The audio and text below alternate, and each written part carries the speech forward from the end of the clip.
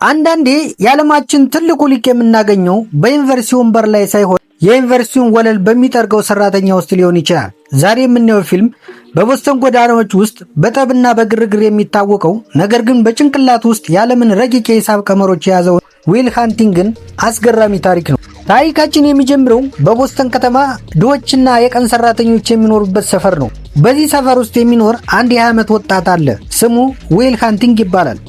ዊል በመንገድ ላይ ስታዩት ተራ የጎዳና ላይ ተዋጊ ወይም ደግሞ ከጓደኞቹ ጋር በመጠጥ ቤት የሚያድርና በግንባታ ስራ ላይ የሚሰማራ ተራ ሰራተኛ ይመስላል። ነገር ግን ዊል አንድ ትልቅ ሚስጥር አለው። እሱ በዓለም ላይ ካሉ ጥቂት የሂሳብ ሊቃውንት አንዱ ነው። ዊል መጽሐፍትን አያነብም፣ ይበላቸዋል። አንድ መጽሐፍ አንዴ ካየው በቃሉ ይዘዋል። ውስብስብ የሆኑ የፊዚክስና የሂሳብ ቀመሮች ለሱ እንደ ሕፃን ጨዋታ ቀላል ናቸው። ነገር ግን ዊል ይህንን ችሎታውን ለህዝብ ወይም ለገንዘብ አይጠቀምበትም። ይልቁንም በታዋቂው የኤምአይቲ ዩኒቨርሲቲ ውስጥ በጽዳት ሰራተኝነት ተቀጥሮ ወለል ይጠርግ ነበር። ለምን? ምክንያቱም ዊል ሰዎችን አይተማመንም፣ ማንነቱ እንዲታወቅ አይፈልግም። በአንድ ወቅት በኤምአይቲ ዩኒቨርሲቲ ውስጥ የሂሳብ ፕሮፌሰር የሆኑት ጀራርድ ላምቦ ለተማሪዎቻቸው እጅግ በጣም ከባድ የሆነ የሂሳብ ጥያቄ በጥቁር ሰሌዳው ላይ ይጽፋሉ። ይህንን ጥያቄ የፈታ ተማሪ ስሙ በዩኒቨርሲቲው ታሪክ ውስጥ በወርቅ ይጻፋል ይላሉ። ተማሪዎቹ በሙሉ ለቀናት ቢሞክሩም ማንም ሊፈታው አልቻለም። አንድ ምሽት ግን ዊል ወለል እየወለወለ ሳለ ጥያቄውን ያየዋል። በግዴለሽነት ስሜት የያዘውን ጠመኔ አንስቶ ጥያቄውን በደቂቃዎች ውስጥ ሰርቶ ይሄዳል። በማግስቱ ጠዋት ፕሮፌሰር ላምቦና ተማሪዎቹ ጥያቄው ተሰርቶ ሲያዩት ደነገጡ። ጥያቄውን የሰራው ተማሪ እንዲወጣ ቢጠየቅም ማንም አልወጣም። ፕሮፌሰሩ በድጋሚ ከዚያም የከበደ ጥያቄ ይጽፋሉ። በዚህ ጊዜ ግን ዊል ጥያቄውን እየሰራ ሳለ ፕሮፌሰሩ በድንገት ያገኙታል። ዊል ተደናግጦ ይቅርታ በማለት እየሮጠ ይጠፋል። ፕሮፌሰር ላምቦ ግን ያዩትን ማመን አልቻሉም። ያዩት ተራ የጽዳት ሰራተኛ እንጂ የሂሳብ ተማሪ አልነበረም። ያኔ ፕሮፌሰሩ የዊልን አድራሻ ፍለጋ ጀመሩ። ዊል የራሱ የሆነ ትንሽ ዓለም አለው። 3 የልብ ጓደኞች አሉት። ዋናውና የቅርብ ጓደኛው ቻኪ ነው። ቻኪ ለዊል ከወንድም በላይ ነው። ዊል በማንኛውም ጠብ ውስጥ ሲያገኘው ቻኪ ከጎኑ አለ። አንድ ቀን ምሽት ዊልና ጓደኞቹ ወደ አንድ የሀብታም ተማሪዎች መጠጥ ቤት ይሄዳሉ። ከዚያም አንድ ብሪተኛ የሃርቫርድ ተማሪ የዊልን ጓደኛ ለማሳፈር ይሞክራል።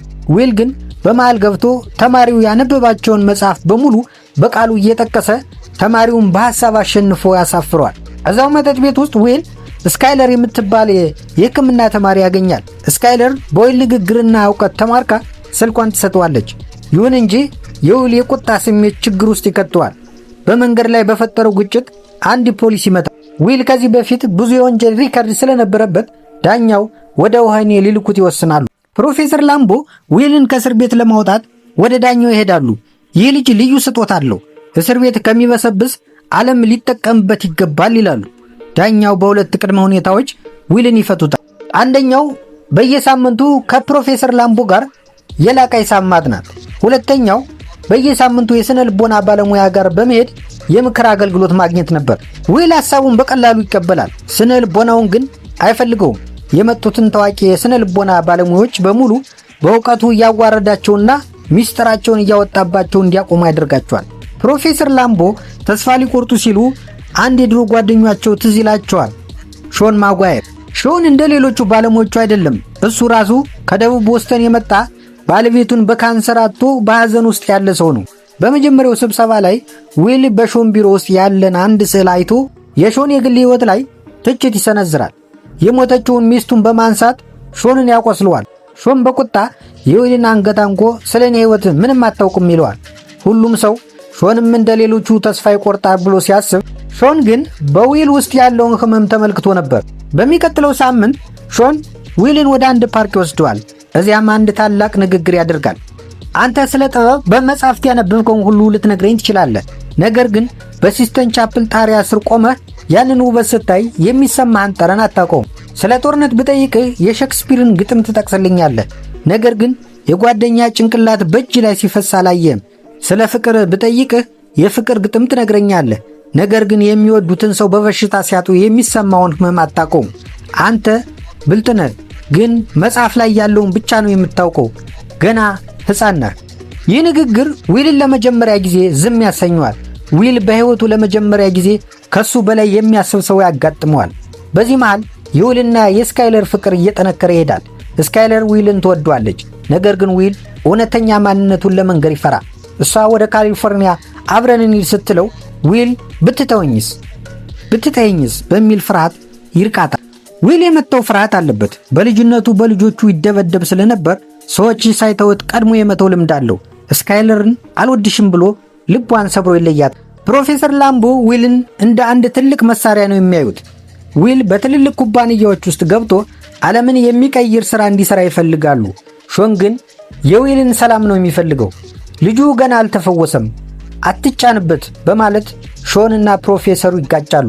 ፕሮፌሰሩ ዊልን ለስኬት ሲያጩት፣ ሾን ግን ዊል ደስተኛ እንዲሆን ይፈልጋል። ዊል አሁንም በግንባታ ሥራ ላይ ያለ ለጓደኛው ለቻኪ እንዲህ ይለዋል፣ እስከ ዕድሜ ልኬ እዚህ ሰፈር ካንተ ጋር መኖር እፈልጋለሁ። ቻኪ ግን ዊልን በቁጣ ይመለከተዋል። ስማ ዊል፣ እኔን ብትሰማኝ ይሻላል። ካንተ ጋር እዚህ መስራት ለእኔ ስድብ ነው። አንተ በእጅህ ወርቅ ይዘኸኛ ጋር መቆየትህ ስህተት ነው። በየቀኑ ጠዋት ቤት መጥቻ አንኳኳለሁ። ለ10 ሰከንድ ያህል ምናልባት ዊል ጥሎን ሄዶ ይሆን፣ ያለ ስንብት ወደ ትልቅ ሕይወቱ ሄዶ ይሆን ብዬ ተስፋ አደርጋለሁ። ያ ካልሆነ ግን ቀኑ ለእኔ መጥፎ ነው። ይህ የጓደኛው ንግግር ዊልን በእጅጉ ያነቀዋል። እውነተኛ ጓደኛ ማለት እሱ ባለበት እንዲቆይ የሚፈልግ ሳይሆን ወደ ተሻለ ሕይወት እንዲሄድ የሚገፋፋው እንደሆነ ይረዳል። ዊል ወደ ሾን ቢሮ ለመጨረሻ ጊዜ ይሄዳል። ሾን የዊልን ልጅነት ፋይል እያየ ነበር። ዊል በልጅነቱ በቤተሰቦቹ የደረሰበትን ከባድ በደል ያውቃል።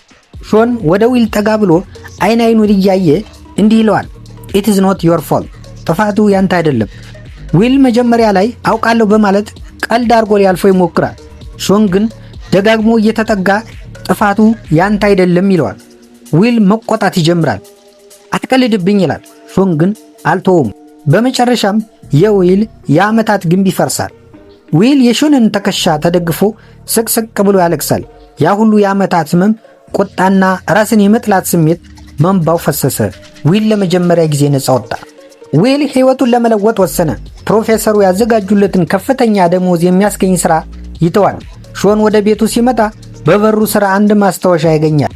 ማስታወሻው ላይ ዊል እንዲህ ሲል ጽፏል፣ ሾን ለፕሮፌሰሩ ንገራቸው ስለ ሥራው ይቅርታ፣ እኔ ግን ሴትዮዋን ፍለጋ ሄጃለሁ። ዊል የድሮ መኪናውን እየነዳ ጓደኞቹን ሳይሰናበት ወደ ካሊፎርኒያ ወደ ስካይለር ጉዞ ይጀምራል። ቻኪ ጠዋት መጥቶ የዊልን በር ሲያንኳኳ ማንም የለም። ቻኪ በረጅሙ ተንፍሶ ፈገግ ይላል። ጓደኛው በመጨረሻ ወደሚገባው ትልቅ ሕይወት ተራምዷል። ይህ ፊልም ስለ ሂሳብ ሳይሆን ስለ ሰብአዊነት ነው። ዊል ሃንቲንግ የሚያስተምረን 3 ዋና ዋና ነገሮችን ነው። በልጅነት የደረሰብን በደል የኛ ጥፋት አይደለም። ያንን ተሸክመን መኖር የለብንም። እውነተኛ ጓደኛ አንተን የሚመስል ሳይሆን ካለበት ዝቅተኛ ሕይወት ወጥተህ ወደ አቅምህ እንድትደርስ የሚረዳህ ነው።